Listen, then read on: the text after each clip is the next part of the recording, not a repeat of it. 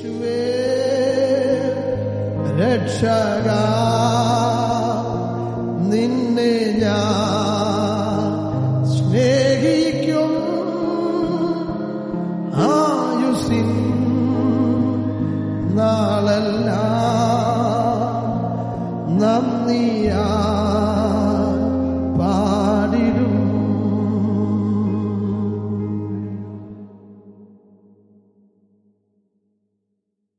കർത്താവിനാൽ അനുഗ്രഹീതമായ നല്ല വിശുദ്ധ പകൽക്കാലത്തിന് ആ ദൈവത്തെ സ്തുതിക്കുന്നു. ദൈവസന്നിധിയിലായിരിക്കുന്ന കർത്താവിൽ വിലപ്പെട്ട ദൈവദാസന്മാർ, അവരുടെ കുടുംബങ്ങൾ, ഇന്ന് പകൽ ആരാധനയിൽ പങ്കുചേരുന്ന വാത്സല്യ മാതാപിതാക്കൾ, സഹോദരി സഹോദരന്മാർ, ഈ ആരാധനയിൽ വിശേഷാൽ നമ്മോട് ഒരുമിച്ചായിരിക്കുന്ന പ്രിയപ്പെട്ടവർ എല്ലാവർക്കും ധന്യനായ യേശുക്രിസ്തുവിന്റെ നാമത്തിൽ സ്നേഹവും വന്ദനവും അറിയിക്കുന്നു. ദൈവത്തെ ആരാധിപ്പാൻ വീണ്ടും ഇങ്ങനെ ഈ മരുപ്രയാണത്തിൽ ഒരവസരം കൂടെ കർത്താവ് നൽകിയ ദൈവത്തിന്റെ വിശ്വസ്തതകളെ ഓർത്ത് ദൈവത്തെ സ്തുതിക്കുന്നു. കഴിഞ്ഞ ദിവസങ്ങളെല്ലാം കർത്താവ് നമ്മെ പരിപാലിച്ചു. തേജോമയനായ ദൈവത്തിന്റെ വലിയ സാന്നിധ്യം നമ്മുടെ ജീവിതത്തിൽ ഇന്നയോളം അറിയാൻ കർത്താവ് സഹായിച്ചല്ലോ. അതോർത്ത് ദൈവത്തെ സ്തുതിക്കുന്നു. ഹല്ലേലൂയ.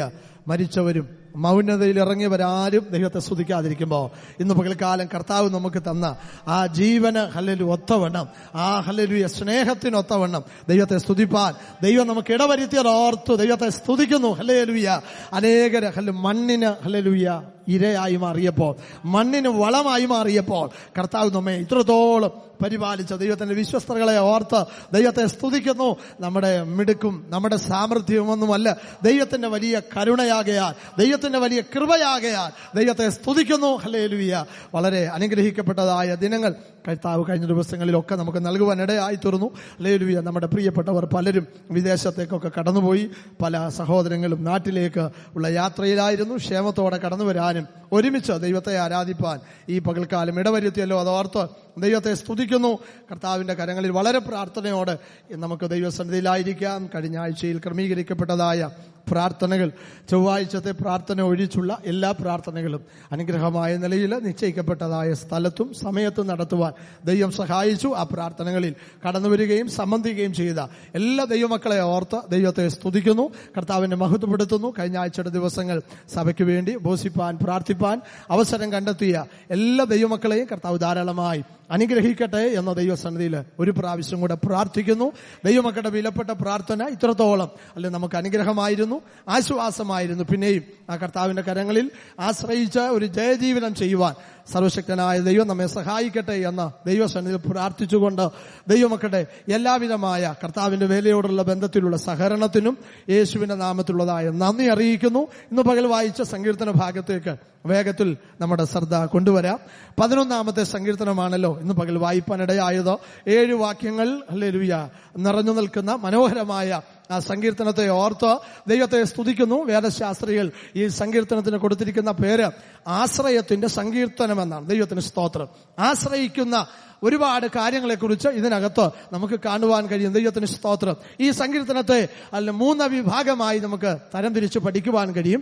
ആദ്യത്തെ 3 വാക്യങ്ങൾ, 1, 2, 3 വാക്യങ്ങൾ ഹല്ലേലൂയ ദൈവത്തിൽ എന്തുകൊണ്ട് ഒരു ദൈവ പൈതൽ ആശ്രയിക്കണം എന്നുള്ളതിനെ കുറിച്ചാണ് അവിടെ കാണാൻ കഴിയുന്നത്.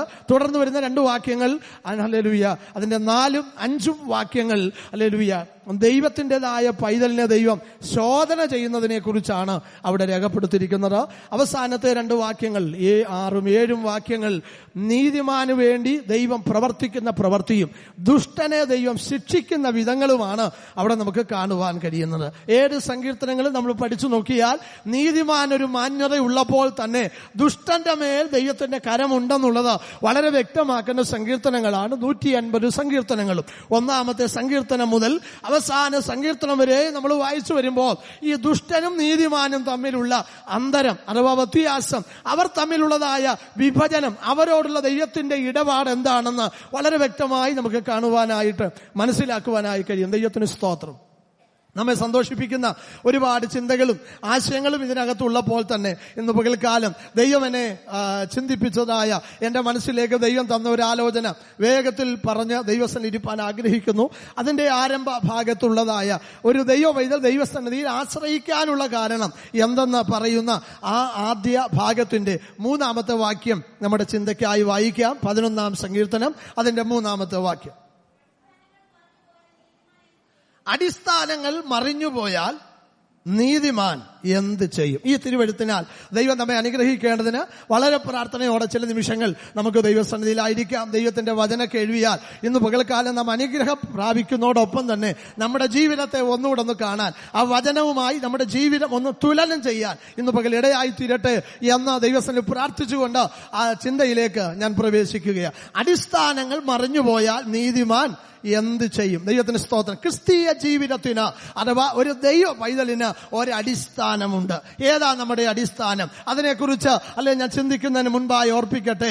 ഈ അടിസ്ഥാനങ്ങൾ മറിഞ്ഞുപോയാൽ, ഈ ബേസിക്കിൽ നിന്ന്, ഈ ഫൗണ്ടേഷനിൽ നിന്ന് നാം നിലം പതിച്ചു പോയാൽ, അതിൽ നിന്ന് നാം വീണുപോയാൽ എന്ത് ചെയ്യും? അതായിരിക്കും എന്റെ ചിന്തയുടെ അവസാന സമയങ്ങളിൽ നാം ഒരുമിച്ച് ചിന്തിപ്പാൻ ആഗ്രഹിക്കുന്നത്. ഏതാണ് ദൈവ പൈതലിന്റെ അടിസ്ഥാനം? വേദപുസ്തകത്തിൽ ഒരു ദൈവ പൈതലിന്റെ അടിസ്ഥാനത്തെ കുറിച്ച് പറയുന്നത് 3 ചിന്തകളാണ് പ്രധാനമായി.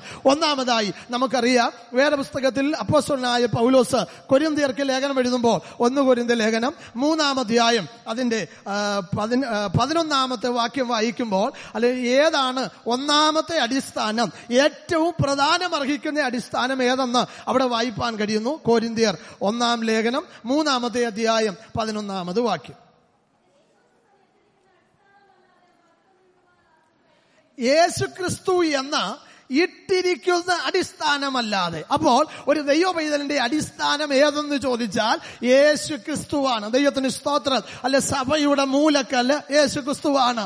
സഭയുടെ ആ നാഥൻ യേശു ക്രിസ്തുവാണ്. അങ്ങനെയെങ്കിൽ ക്രിസ്തീയ ജീവിതത്തിന്റെയും അടിസ്ഥാനമെന്ന് പറയുന്നത് ഈ മൂലക്കല്ലിൽ നിന്നാണ് നമ്മെ പണിതിരിക്കുന്നത്. ഈ മൂലക്കല്ലിൽ നിന്നാണ് നാം പണിയേണ്ടത്. ദൈവത്തിന്റെ വചനം പറയുന്നു, ഓരോരുത്തൻ അതിന് മീതെ പണിയുന്നു. എങ്ങനെ പണിയുന്നു എന്ന് ഓരോരുത്തൻ നോക്കിക്കൊള്ളട്ടെ. പ്രിയ ദൈവമക്കളെ, നമ്മുടെ അടിസ്ഥാനം എന്ന് പറയുന്നത് യേശു ക്രിസ്തുവാണ്. എന്തുകൊണ്ടാണ് യേശു ക്രിസ്തു നമ്മുടെ അടിസ്ഥാനം എന്ന് പറയാൻ കാരണം? വേദപുസ്തകം പറയുന്നത് പോലെ സകലതും അവൻ മുഖാന്തരം ഉളവായതൊന്നും അവനെ കൂടാതെ ഉളവായതല്ല. മനുഷ്യനെ സൃഷ്ടിച്ചത് ദൈവം തമ്പുരാൻ. അവൻ ദൈവത്തിൽ നിന്ന് അകന്നുപോയപ്പോൾ അവനെ വീണ്ടെടുക്കാനായി തന്റെ പുത്രനെ ഈ ലോകത്തിലേക്ക് നൽകി. എന്തുകൊണ്ട് ദൈവം തന്റെ പുത്രനെ നമുക്ക് വേണ്ടി നൽകി എന്ന് ചോദിച്ചാൽ, ആ പുത്രന്റെ ചങ്കിലെ ചോരയാലാണ് നാം ഓരോരുത്തരും വീണ്ടെടുക്കുവാൻ പ്രാപിപ്പാനിടയായത്. നമ്മുടെ വീണ്ടെടുപ്പിന്റെ ആ ഒരു വലിയ രഹസ്യം ഒളിഞ്ഞു കിടക്കുന്നത് യേശുക്രിസ്തുവിന്റെ രക്തത്തിലാണ്.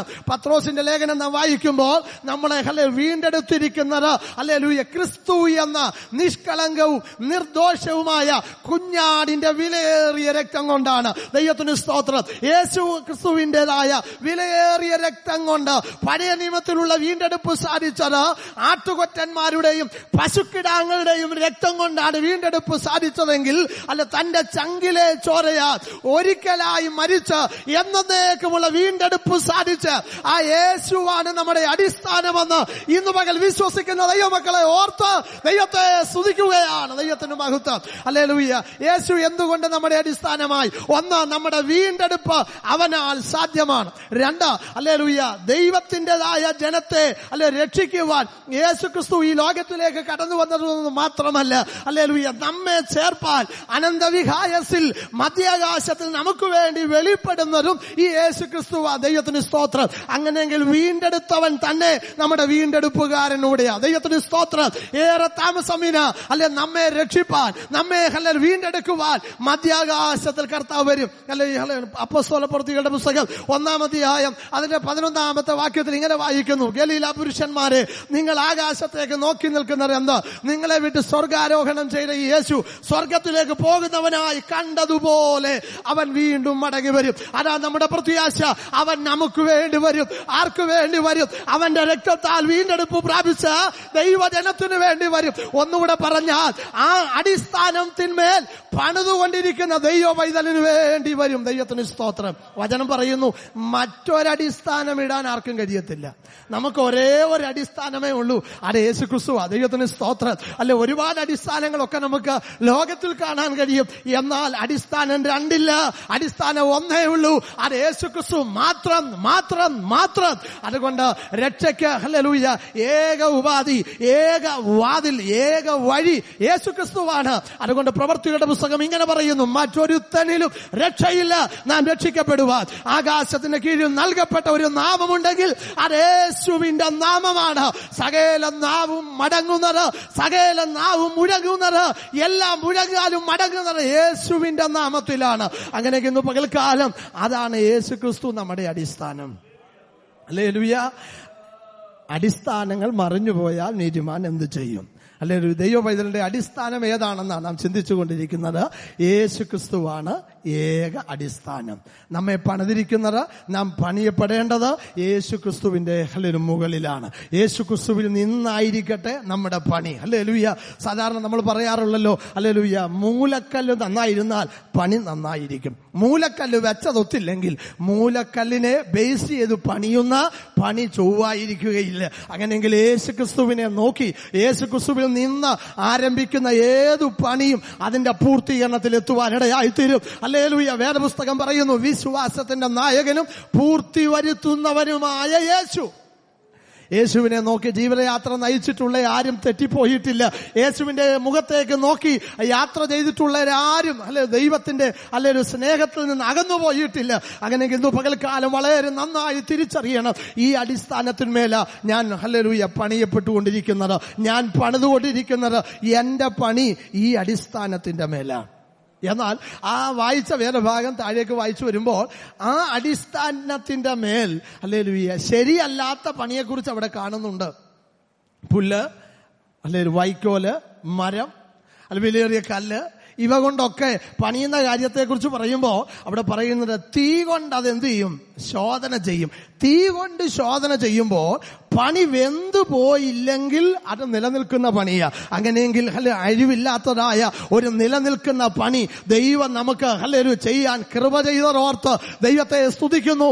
ഏതു പ്രതികൂലങ്ങളെയും തരണം ചെയ്യുവാൻ കഴിയുന്ന ഒരു വലിയ കരുത്തും കൃപയും ദൈവമക്കളുടെ മേൽ ദൈവം തന്നതോർത്ത് ദൈവത്തെ സ്തുതിക്കുന്നു. അതുകൊണ്ട് ഇന്ന് പകൽക്കാലം ആ ചിന്തകൾ ഞാൻ ഇവിടെ അവസാനിപ്പിക്കുമ്പോൾ ദൈവമക്കളോട് പറയട്ടെ, ഇന്ന് പകൽ അവരവരുടെ പണി എങ്ങനെയെന്ന് നാം ശ്രദ്ധിക്കണം. അവിടെ വചനം പറയുന്നതാണ്, ഓരോരുത്തരും എങ്ങനെ പണിയുന്നു എന്ന് അവനവൻ നോക്കിക്കൊള്ളട്ടെ. നാം നോക്കണം. ഹല്ലേലൂയ. ഞാൻ പണിയുന്നത് ശരിയാണോ? ഞാൻ പണിയുന്നത് ശരിയാണോ? നമുക്കറിയാം, ഒരു വീട് പണിയുമ്പോൾ ഒരാശാരി അല്ലെങ്കിൽ ഒരു മേശിരി വീട് പണിയുന്ന അവസരത്തിൽ ആ പണിയുന്നത് ശരിയാണോ എന്ന് നോക്കുന്നത് പണിയുന്ന ആള് തന്നെയാണ്. ഹല്ലേലൂയ. പണിയർ ഒത്തോന്ന് നോക്കാൻ ചിലപ്പോൾ അതിന്റെ സൂപ്പർവൈസേഴ്സ് ഒക്കെ വരും. പക്ഷേ അതിന്റെ ആരംഭം മുതൽ അവസാനം വരെ ഓരോ കട്ടയും എടുത്തു വെക്കുമ്പോൾ ഓരോ സ്റ്റെപ്പും അത് നന്നായി പണിതോ എന്ന് ഒത്തോ എന്ന് നോക്കുന്നത് പണിയുന്ന വ്യക്തിയാ. അങ്ങനെ ഇന്ന് പകൽക്കാലം നാം ഓരോരുത്തരും പണിക്കാരാന്നുള്ള കാര്യം മറന്നു പോകരുത്. ഈ ദൈവിക കൂടാരത്തിന്റെ പണിയിൽ നാം എല്ലാവരും ഏർപ്പെട്ടിരിക്കുക. പത്രോസിന്റെ ലേഖനം വായിക്കുമ്പോൾ അല്ലെങ്കിൽ നാം ആത്മീക വർഗമാകേണ്ടതിന് ആത്മാവിനാൽ അവൻ നമ്മെ ഒന്നിച്ചു പണിതു വരികയാണ്. ദൈവത്തിന് സ്തോത്രം. ആ ദൈവികമായ പ്രവൃത്തിയുടെ ഓരോ ഭാഗം പണിയാൻ ദൈവം നമ്മളെ എല്ലാവരും എന്ത് ചെയ്തിട്ടുണ്ട്? ചുമതലപ്പെടുത്തിയിട്ടുണ്ട്. അതുകൊണ്ട് നാം എല്ലാവരും പണിക്കാരാ. എന്റെ പണി എങ്ങനെയെന്ന് ഞാൻ തന്നെ നോക്കണം. അത് ഒത്തോ, അത് ശരിയായോ, ആ പണി മറ്റൊരാൾക്ക് അത് ബുദ്ധിമുട്ടുളവാക്കുന്നതാണോ എന്ന് നമ്മൾ ശ്രദ്ധിക്കണം. ദൈവത്തിന് സ്തോത്രം. ഒന്നാമത്തെ അടിസ്ഥാനം യേശു ക്രിസ്തു. രണ്ടാമത്തെ അടിസ്ഥാനത്തിലേക്ക് ഞാൻ വേഗത്തിൽ പോകട്ടെ. രണ്ടാമത്തെ അടിസ്ഥാനം എന്ന് പറയുന്നത് ദൈവവചനത്തിന്റെ ഉപദേശമാണ്. തീമോത്തിയോസിന്റെ ലേഖനത്തിലേക്ക് നമുക്ക് കടന്നു പോകാം. 1 തീമോത്തിയോസിന്റെ ലേഖനം 3-ാം അധ്യായം അതിന്റെ 15-16 വാക്യങ്ങൾ നമുക്ക് വേഗത്തിൽ ഒന്ന് വായിക്കാം. 1-ാമത്തെ ലേഖനം 3:15-16.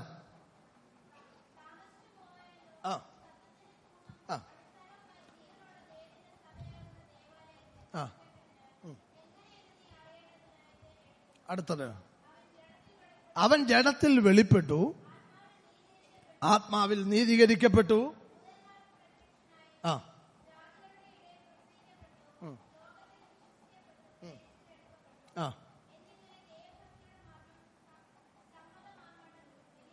മതി. ദൈവവചനത്തിന്റെ കാതലായ ഉപദേശം യേശുക്രിസ്തുവിനെ ബേസ് ചെയ്യുള്ള ഉപദേശമാണ്. ആ യേശുക്രിസ്തുവിനെ കുറിച്ചുള്ള ഉപദേശമാണ് അവിടെ പറയുന്നത്. അങ്ങനെയെങ്കിൽ യേശുക്രിസ്തുവാണ് നമ്മുടെ ഏക അടിസ്ഥാനമെങ്കിൽ രണ്ടാമത്തെ അടിസ്ഥാനം എന്ന് പറയുന്നത് ഉപദേശമാണ്. ആ ഉപദേശത്തിന്റെ മേലാണ് നമ്മുടെ പണി നടക്കുന്നത്. ഹല്ലേലൂയ. ഉപദേശം തെറ്റിപ്പോയാൽ പിന്നെ ആ വ്യക്തിക്ക് എവിടെയാ നിലനിൽപ്പ്? അടിസ്ഥാനങ്ങൾ മറിഞ്ഞുപോയാൽ. അപ്പോൾ ക്രിസ്തുവിൽ നിന്ന് നമ്മുടേതായ പണി മാറിപ്പോയാൽ അത് ഹല്ലേലൂയ നിലംപരിചാകും എന്ന് പറയുന്നത് പോലെ ഉപദേശത്തിൽ നിന്ന് വ്യതിചലിച്ചു പോയാൽ. അപ്പോസ്തലന്മാര് തന്റെ ലേഖനങ്ങളിൽ പറയുമ്പോൾ ഇങ്ങനെ പറയുന്നുണ്ട്, ക്രിസ്തുവിന്റെ ഈ ഉപദേശത്തിൽ നിലനിൽക്കാതെ അതിർക്കടന്നു പോകുന്ന ഒരുത്തനും. അപ്പൊ ഈ ഉപദേശത്തിൽ എന്ത് ചെയ്യണം? നിലനിൽക്കണം. അതിര് കടന്നു പോകരുത്. അല്ല, ഈ ഉപദേശത്തിന്റെ അതിര്, അതിന്റെ ബൗണ്ടറി നമ്മൾ ഒരിക്കലും ലംഘിക്കരുത്. ഹല്ലേലൂയ. ആ വെച്ചിരിക്കുന്നതായ പരിധിക്കുള്ളിൽ തന്നെ നിന്നുള്ള ഒരാത്മീക ജീവിതം നാം നയിക്കണം. ദൈവത്തിന് സ്തോത്രം. വേദപുസ്തകത്തിന് ഹല്ലേലൂയ ദൈവം നമുക്ക് തന്നിരിക്കുന്ന പ്രധാനപ്പെട്ട 7 അടിസ്ഥാന ഉപദേശങ്ങളുണ്ട്. അതിനോട് ചേർന്ന് വേറെ ഒരുപാട് ഉപദേശങ്ങൾ വേദപുസ്തകത്തിൽ നമുക്ക് കാണാൻ കഴിയുന്നു. ആ ഉപദേശങ്ങളിൽ അടിസ്ഥാനപ്പെട്ടിട്ടുള്ളതായിരിക്കണം നമ്മുടെ പണി, നമ്മുടെ ജീവിതത്തിന്റെ നിലനിൽപ്പ്. ഉപദേശത്തിൽ നിന്ന് അകന്നു പോകുന്ന, ഉപദേശം വിട്ടുപോകുന്ന ഒരനുഭവം നമ്മുടെ ജീവിതത്തിൽ ഉണ്ടാകരുത്. ഒരുപക്ഷെ ലോകത്തിലേക്ക് നോക്കുമ്പോൾ, ചുറ്റുപാടുകളിലേക്ക് നോക്കുമ്പോൾ, വിശ്വാസ സമൂഹത്തിലേക്ക് നോക്കുമ്പോൾ ഈ ഉപദേശത്തിൽ നിലനിൽക്കാതെ അതിർ കടന്നു പോകുന്ന ഒരുപാട് പേരെ കാണാം.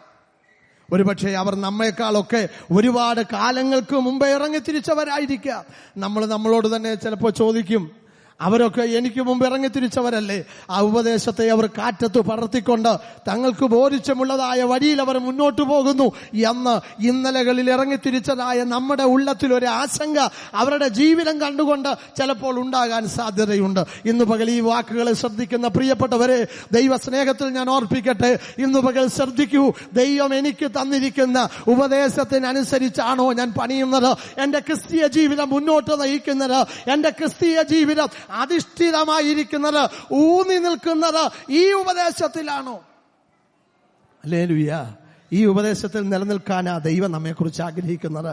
യേശു ക്രിസ്തുവിനെ കുറിച്ചും യേശു പറഞ്ഞ വാക്കുകളെ കുറിച്ചുമുള്ള ആ ഉപദേശത്തിൽ നമ്മൾ നിലനിൽക്കുവാനിടയായി തീരട്ടെ. ഹല്ലേലൂയ.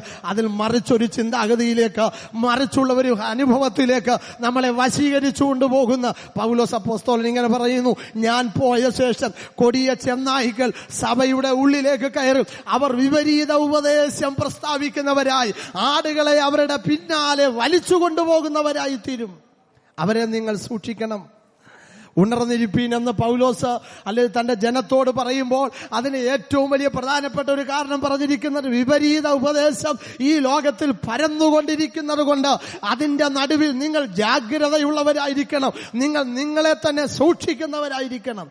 വിപരീത ഉപദേശങ്ങളും അബദ്ധ ഉപദേശങ്ങളും ഒക്കെ ഒരുപാടുണ്ട്. ഹല്ലേലൂയ. ശരിയായിട്ടുള്ള ഉപദേശങ്ങളും ശരിയായിട്ടുള്ള കാഴ്ചപ്പാടുകളും ഏതാണെന്ന് മനസ്സിലാക്കി അതിൽ അധിഷ്ഠിതമായ ഒരു ജീവിതമല്ല നയിക്കുന്നതെങ്കിൽ അവര് പറഞ്ഞതാണോ ശരി, ഇവര് പറഞ്ഞതാണോ ശരി, അതാണോ നല്ലത്, ഇതാണോ നല്ലത് എന്ന് വിചാരിച്ച് ചാഞ്ചാടും. നമ്മുടെ ഉപദേശത്തിൽ നല്ലതുപോലെ നാം ഉറച്ചു നിൽക്കുന്നവരാണെങ്കിൽ അതിന് വിപരീതമായി പൗലോസ് പറഞ്ഞ വാക്കുകൾ ഞാൻ ആവർത്തിക്കാം. ഒരുപക്ഷെ നാമൊക്കെ പണ്ട് കാലത്ത് നിന്നിട്ടുള്ളതായ ആ സ്ഥലങ്ങളിലൊക്കെ ഈ ഒരു ചൊല്ല് നമ്മൾ കേട്ടിട്ടുണ്ട്, ഞങ്ങൾ നിങ്ങളോട് അറിയിച്ചതിന് വിപരീതമായി ഞങ്ങളാകട്ടെ, സ്വർഗത്തിൽ നിന്നൊരു ദൂതനാകട്ടെ വന്ന് പറഞ്ഞാൽ അവൻ ശപിക്കപ്പെട്ടവനാ. ഹല്ലേലൂയ. പൗലോസ് പറയുന്നത് ശ്രദ്ധിക്കൂ. ഞങ്ങൾ ഈ പറഞ്ഞ ഉപദേശം ഒന്നേ ഉള്ളൂ, അത് രണ്ടില്ല. ഇനി നാളെ ഈ പറഞ്ഞ ഞങ്ങൾ തന്നെ വന്ന് പറയുക അത് അബദ്ധം പറ്റിപ്പോയതാ, ഇതാ ശരിയായ ഉപദേശം എന്ന് പറഞ്ഞാൽ നിങ്ങൾ വിശ്വസിക്കരുത്. ഇന്ന് പകൽ ദൈവമക്കളെ, ഉപദേശത്തിൽ നിലനിൽക്കുന്ന ദൈവമക്കളെ ഓർത്തു ദൈവത്തെ സ്തുതിക്കുന്നു. ഒരുപക്ഷെ മറ്റൊരാളുമായി, മറ്റൊരു ഉപദേശവുമായി ഒരു കോംപ്രമൈസിന് തയ്യാറാകാത്തതായ ഒരു ഉപദേശമാണ് ഒരു സത്യ ക്രിസ്ത്യാനിയുടെ, ഒരു ദൈവപൈതലിന്റെ ഉപദേശമെന്ന് തറച്ചും ഹല്ലേലൂയ ഉറപ്പിച്ചും ഞാൻ പറയുമ്പോ ഇന്ന് പകൽക്കാലം ദൈവസന്നിധിയിൽ അതിന് ആമേൻ പറയാൻ കഴിവുള്ള ദൈവമക്കളെ ഓർത്തു ദൈവത്തെ സ്തുതിക്കുന്നു. അതുമായി കിടപിടിക്കുന്ന പല ഉപദേശങ്ങൾ ലോകത്തിൽ കാണാം. വഴിതെറ്റി പോകരുത്, മനസാക്ഷി വഞ്ചിക്കരുത്, വഞ്ചിക്കപ്പെടരുത്. ഇതാ ശരിയായ ഉപദേശം. അതിന് വിരോധമായി വേറെ ഒരാൾ പറഞ്ഞാൽ, ഒരുപക്ഷെ ഒരു ബലഹീന വിശ്വാസി അല്ലെങ്കിൽ നമ്മുടെ കുഞ്ഞുങ്ങളിൽ ഒരാളാകട്ടെ നമ്മളോട് വന്ന് ചോദിക്കുകയെന്നറിയട്ടെ, പപ്പ മമ്മി അല്ലെങ്കിൽ അപ്പച്ച അമ്മച്ചി അല്ലെ ഡാഡി മമ്മി ഇന്നാരും ഇന്നതുപോലൊക്കെ പറയുന്നു എന്ന് ചോദിക്കുമ്പോ ഹല്ലേലൂയ കുഞ്ഞുങ്ങളെ ശാസിച്ചു വിടുകയല്ല ചെയ്യേണ്ടത്. ഉപദേശം ഏതാണെന്ന് നല്ല നിശ്ചയമുള്ള നമ്മൾ അവരോട് പറഞ്ഞു കൊടുക്കണം. മക്കളെ, അവരും ഇവരുമൊക്കെ ഈ കൂട്ടത്തിലുണ്ടെങ്കിലും നമ്മുടെ ഉപദേശം ഇതാ, ഞാൻ പിടിച്ചിരിക്കുന്ന വേദപുസ്തകത്തിന്റെ സത്യ ഉപദേശം ഇതാ, നമ്മുടെ പിതാക്കന്മാർ കാണിച്ചു തന്ന മാതൃക ഇതാ, ആ പൈതൃകത്തിൽ നിലനിൽക്കണം, അതിൽ നിന്ന് അണുവിട പോലും വ്യതിചലിക്കരുതെന്ന് അല്ല ദൃഢമായി പറഞ്ഞു കൊടുക്കാനുള്ള ഒരു കരുത്ത് നമുക്കുണ്ടാകണം. ഹല്ലേലൂയ. ദൈവമക്കളെ, നമ്മുടെ കുഞ്ഞുങ്ങൾക്ക് സത്യവേദ പുസ്തകത്തിന്റെ നിർമ്മലമായ ഉപദേശം പറഞ്ഞു കൊടുക്കാൻ നമുക്ക് കഴിയുന്നില്ലെങ്കിൽ അല്ലെങ്കിൽ പിന്നെ ആർക്കാ കഴിയുന്നത്? അത് സ്കൂളിൽ കിട്ടുന്ന പാഠങ്ങളല്ല, അവർ പഠിക്കാൻ പോകുന്ന മറ്റു മേഖലകളിൽ കിട്ടുന്ന പാഠങ്ങളല്ല. ഇത് ദൈവവചന അടിസ്ഥാനത്തിൽ അറിവുള്ളതായ നാം നമ്മുടെ കുഞ്ഞുങ്ങൾക്ക് ആത്മീക കൂട്ടായ്മയോടുള്ള ബന്ധത്തിൽ പറഞ്ഞു കൊടുക്കേണ്ട കാര്യങ്ങളാണ്. അതിൽ അല്പം പോലും വൈമനസ്യം കാണിക്കരുത്. കുഞ്ഞുങ്ങളോട് പറഞ്ഞു കൊടുക്കണം, കുഞ്ഞുങ്ങളെ ഇതാ അതിന്റെ ശരി. അതുകൊണ്ടല്ലേ ദൈവത്തിന്റെ വചനം പറയുന്നു, ബാലൻ നടക്കുന്ന വഴിയിൽ അവനെ അഭ്യസിപ്പിക്കുക എന്നല്ല, നടക്കേണ്ടുന്ന വഴിയിൽ. ഇപ്പൊ പലയിടത്തും നടക്കുന്നത് അങ്ങനെയാ, നടക്കുന്ന വഴിയിൽ എന്ത് ചെയ്തേക്കുക, ഹല്ലേലൂയ, അവൻ അതാ ശരിയെന്ന് പറഞ്ഞാൽ അവൾ അതാ ശരിയെന്ന് പറഞ്ഞാൽ ഹല്ലേലൂയ അതിലേ അങ്ങ് പോവുകയാണ്. ഹല്ലേലൂയ. അതല്ല, നടക്കേണ്ടുന്ന വഴിയിൽ ആദ്യം നമ്മൾ നടന്ന് കാണിക്കണം. ഹല്ലേലൂയ. ആദ്യം നമ്മൾ നടന്ന് കാണിക്കണം. ഈ ഞണ്ടിന്റെ കഥ പറയുന്ന അവസരത്തില് അല്ലെ ആളുകൾ പറയുന്ന കേട്ടിട്ടുണ്ട്. ഹല്ലേലൂയ. ഈ ഒരു തള്ളഞ്ഞണ്ടും ഒരു അപ്പൻ ഞണ്ടും കൂടെ ഈ കുഞ്ഞുങ്ങളോട് പറഞ്ഞു, മര്യാദയ്ക്ക് ചൊവ്വേ നേരെ മുന്നോട്ട് നടക്കടാ എന്ന് പറഞ്ഞപ്പോ ആ കുഞ്ഞുങ്ങൾ ഞണ്ട് പറഞ്ഞത്, ആദ്യം നിങ്ങൾ മുമ്പോട്ടൊന്ന് നടന്ന് ഒന്ന് കാണിച്ചിട്ട് പറ. ഹല്ലേലൂയ. മുന്നോട്ട് പോകാൻ പറയുമ്പോൾ റിവേഴ്സ് ഗിയറിൽ പുറമോട്ട് പോയിക്കൊണ്ടിരിക്കുമ്പോൾ മുന്നോട്ട് പോകാൻ എങ്ങനെയാ പറയുന്നത്? ആദ്യം നമ്മൾ നടന്ന് കാണിക്കണം. ആദ്യം നമ്മൾ നടന്ന് കാണിക്കണം. ഇതാ അതിന്റെ ശരി, ഇതാ അതിന്റെ യാഥാർത്ഥ്യമെന്ന് ആദ്യം പറഞ്ഞു കാണിക്കുക. എന്നിട്ട് കുഞ്ഞുങ്ങളെ അതിന്റെ പിന്നാലെ കൊണ്ടുപോകാൻ തയ്യാറാകണം. ദൈവത്തിന് സ്തോത്രം. ദൈവമക്കളെ, നാം നമ്മുടെ തലമുറയ്ക്ക് വേണ്ടി, വളർന്നു വരുന്ന കുഞ്ഞുങ്ങൾക്ക് വേണ്ടി വളരെ പ്രാർത്ഥിക്കേണ്ട ഒരു കാലയളവില്ല. ഈ ദിവസങ്ങളിലെ പത്രവാർത്തകളൊക്കെ നിങ്ങൾ ശ്രദ്ധിക്കുന്നുണ്ടോ? അല്ലെങ്കിൽ ന്യൂസുകളൊക്കെ നാം ശ്രദ്ധിക്കുന്നുണ്ട്. ഒരു വല്ലാത്ത കാലയളവിൽ നമ്മളായിരിക്കുന്നത്. നമ്മുടെ കുഞ്ഞുങ്ങൾ രാവിലെ സ്കൂളിലേക്ക് ബസ് കയറി പോകുമ്പോൾ അല്ലെങ്കിൽ സ്കൂൾ ബസ്സിൽ പോകുമ്പോൾ അവർ തിരിച്ചു വരുന്നത് വരെയും അവരുടേതായ ജീവിതം എങ്ങനെയാണെന്നുള്ളത് നമുക്കറിയത്തില്ല. ചില കാൽക്കുലേഷനുകളും ചില വിശ്വാസങ്ങളും മാത്രമാണ് നമ്മുടെ ജീവിതത്തിലുള്ളത്. എന്നാൽ ദൈവസന്നിധിയിൽ വളരെ പ്രാർത്ഥിക്കണം. കഴിയുമെങ്കിൽ വൃതന്മാരെ മാത്രമല്ല, ഞാൻ ഒന്നുകൂടെ പറയട്ടെ, തലമുറകളെ വരെ ചൂഷണം ചെയ്യുന്ന ഒരു കാലയളവില്ല. ഹല്ലേലൂയ. ഈ നാളുകൾ നമ്മളായിരിക്കുന്നത് തലമുറ നഷ്ടപ്പെട്ടു പോയാൽ വിശ്വാസം കൊണ്ട് എന്ത് കാര്യം? എങ്ങനെ വിശ്വാസത്തിൽ മറ്റൊരാളുടെ മുഖത്ത് നമുക്ക് നോക്കാൻ കഴിയും? അതുകൊണ്ട് കൃപയാൽ ഞാൻ പറയട്ടെ, രാവിലെയും വൈകിട്ടും അല്ലെങ്കിൽ നമ്മുടെ കുഞ്ഞുങ്ങൾക്ക് വേണ്ടി മധ്യസ്ഥ അണയ്ക്കുവാൻ, അവർ സ്കൂളിൽ പോകുമ്പോൾ നമ്മുടെ കരം അവരുടെ തലയെ വെച്ച് പ്രാർത്ഥിച്ചയക്കാൻ വ്യഗ്രത കാണിക്കുന്ന മാതാപിതാക്കളെ ഓർത്ത് ഞാൻ ദൈവത്തെ സ്തുതിക്കുന്നു. ഹല്ലേലൂയ. കുഞ്ഞുങ്ങൾ വളർന്നു വലുതായെങ്കിലും അവർ വിവാഹം കഴിച്ച് മക്കളും കൊച്ചുമക്കളായെങ്കിലും പിതാക്കന്മാരെ നമ്മുടെ തലമുറകളായിരിക്കുന്ന ഇടങ്ങളിൽ അവർക്ക് വേണ്ടി മധ്യസ്ഥ അണയ്ക്കുവാൻ, ഈ യോബിനെ പോലെ അവർക്ക് വേണ്ടി ഇടിവിൽ നിൽക്കാൻ ഇന്നും മനസ്സ് കാണിക്കുന്നവരെ ഓർത്ത് ദൈവത്തെ സ്തുതിക്കുന്നു. നിശ്ചയമായി നമ്മെ അനുഗ്രഹിപ്പാൻ കർത്താവ് വിശ്വസ്തനാണ്. അപ്പോൾ ഉപദേശത്തിൽ നിലനിൽക്കണം. രണ്ടാമത്തെ അടിസ്ഥാനം എന്ന് പറയുന്നത്, ഒരു ദൈവപൈതലിന്റെ രണ്ടാമത്തെ അടിസ്ഥാനം ഉപദേശമാണ്. ആ ഉപദേശത്തിൽ നിലനിൽക്കണം. ദൈവത്തിന് സ്തോത്രം. അതിൽ വിട്ടു പോകരുത്, അതിൽ കടന്നു പോകരുത്. വേറെ ഒരാൾ പറയുക ഇതാ ശരിയെന്ന് പറഞ്ഞാൽ അത് വളരെ ഹല്ലേലൂയ ശക്തമായി അവരോട് പറഞ്ഞു കൊടുക്കണം. ഇതല്ല ശരി, ഇതാ ശരി, ഞാൻ അറിഞ്ഞതാ ശരി, ഞാൻ അനുഭവിക്കുന്നതാ ശരി, ഞാൻ അനുകരിക്കുന്നതാ ശരി. എന്റെ ശരി ശരിയെന്നുള്ളതല്ല, ഞാൻ അനുസരിക്കുന്നതും അനുഗമിക്കുന്നതും ദൈവവചനത്തിന്റെ പ്രമാണമാണ്. അതുകൊണ്ട് ഞാൻ അനുസരിക്കുന്നതാ ശരി. ദൈവത്തിന് സ്തോത്രം. ഹല്ലേലൂയ. അതുകൊണ്ട് ശരിയും തെറ്റും ഏതാണെന്ന് തിരിച്ചറിയാൻ കഴിയാത്തതായ ഒരു ലോകത്തിൽ നമ്മളായിരിക്കുമ്പോൾ ഹല്ലേലൂയ ദൈവവചനം കാണിച്ചിരുന്ന ശരിക്കു വേണ്ടി നിൽക്കാൻ കർത്താവ് നമ്മെ സഹായിക്കട്ടെ. മൂന്നാമത്തെ ചിന്തയിലേക്ക് വേഗത്തിൽ ഹല്ലേലൂയ ഞാൻ ദൈവമക്കളുടെ ശ്രദ്ധ കൊണ്ടുപോകുവാൻ ആഗ്രഹിക്കുന്നു. മൂന്നാമത്തെ ചിന്ത എന്ന് പറയുന്നത്, ഒന്നാമത് യേശു ക്രിസ്തു ഒന്നാമത്തെ അടിസ്ഥാനം. രണ്ടാമത്തെ അടിസ്ഥാനം ഉപദേശം. മൂന്നാമത്തെ അടിസ്ഥാനം ദൈവവചനം. ലൂക്കോസിന്റെ സുവിശേഷത്തിലേക്ക് കടന്നു പോകാം. 6-ാമത്തെ അധ്യായം 47 48 വാക്യങ്ങൾ വേഗത്തിൽ വായിക്കാം. ലൂക്കോസിന്റെ സുവിശേഷം 6-ാം അധ്യായം 47 48 വാക്യങ്ങൾ.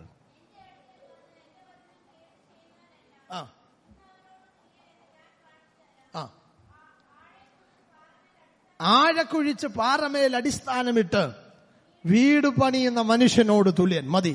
എന്റെ വചനങ്ങളെ കേട്ട് ചെയ്യുന്നവൻ അവൻ എങ്ങനെ ഉള്ളവനെന്ന് ഞാൻ കാണിച്ചു തരാം. കർത്താവ് അതിന് പറഞ്ഞ ഒരു ഉപമയാണ് അവിടെ നമുക്ക് കാണാൻ കഴിയുന്നത്. ആഴക്കുഴിച്ച് പാറമേൽ അടിസ്ഥാനമിട്ട് വീട് പണിത മനുഷ്യനോട് തുല്യൻ.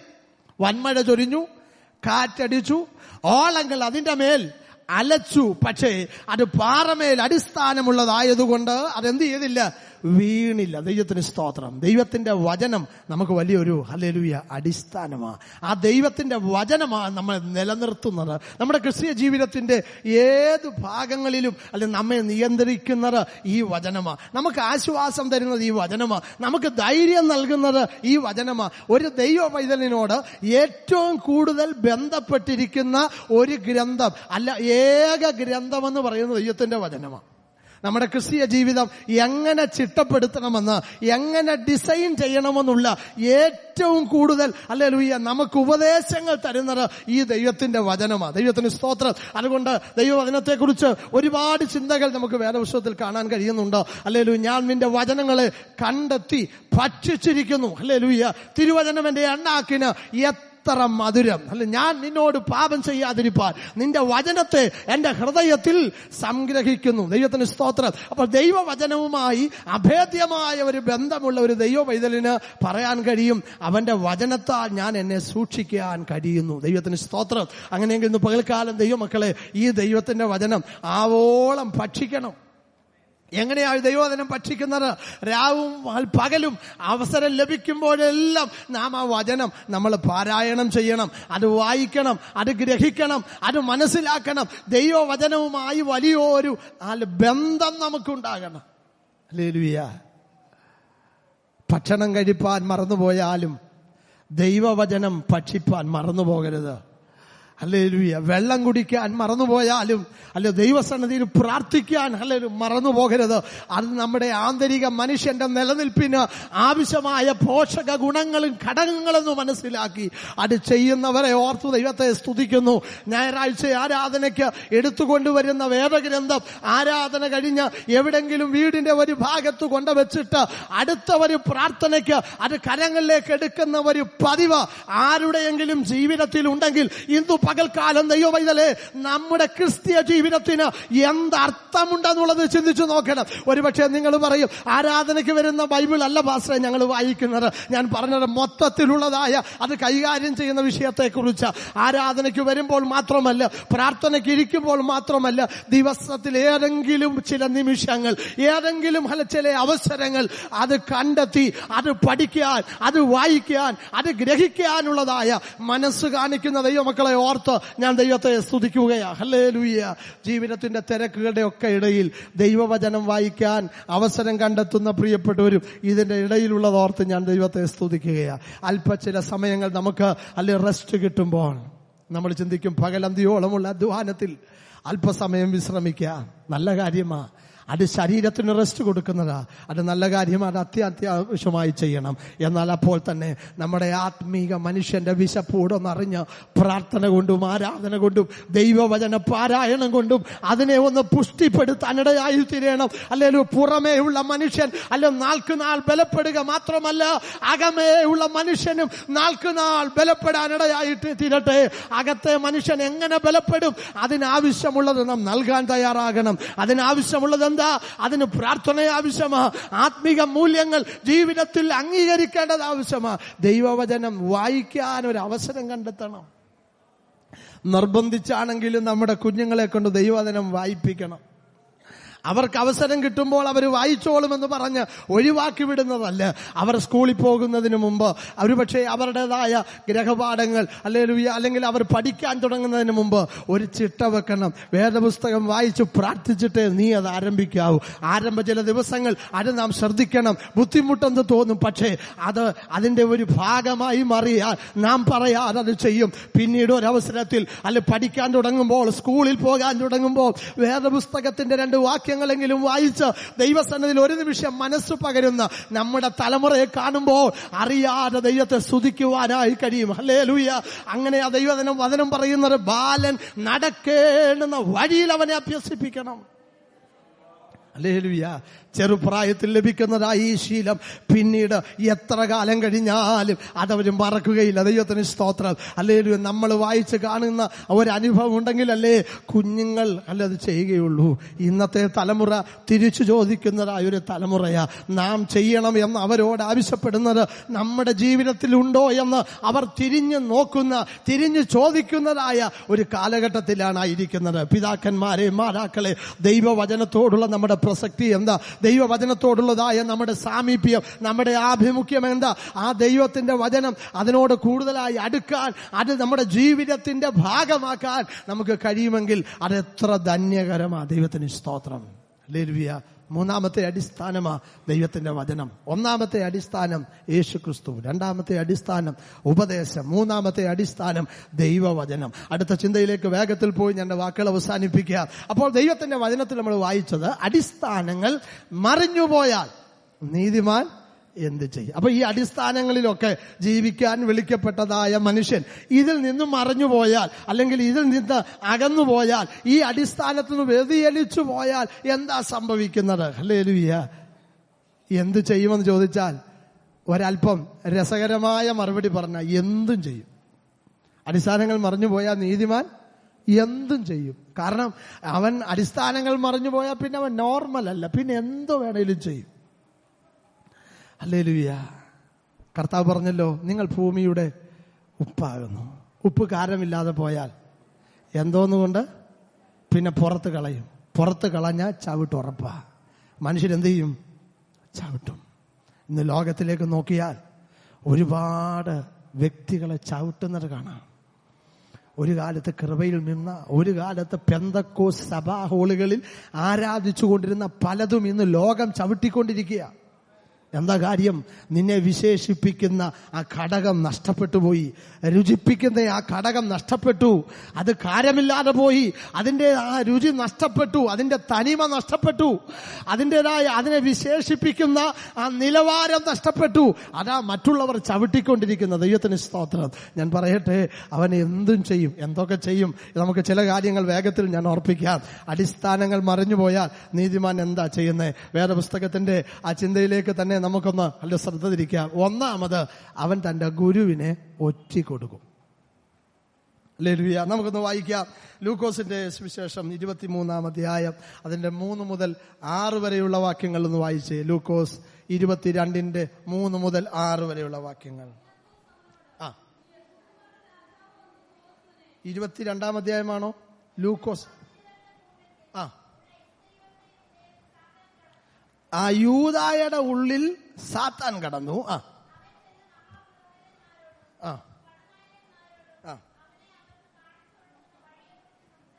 അവനെ അവർക്ക് കാണിച്ചു കൊടുക്കുന്ന വഴിയെക്കുറിച്ച് അവരോട് സംസാരിച്ചു. ഇനിയും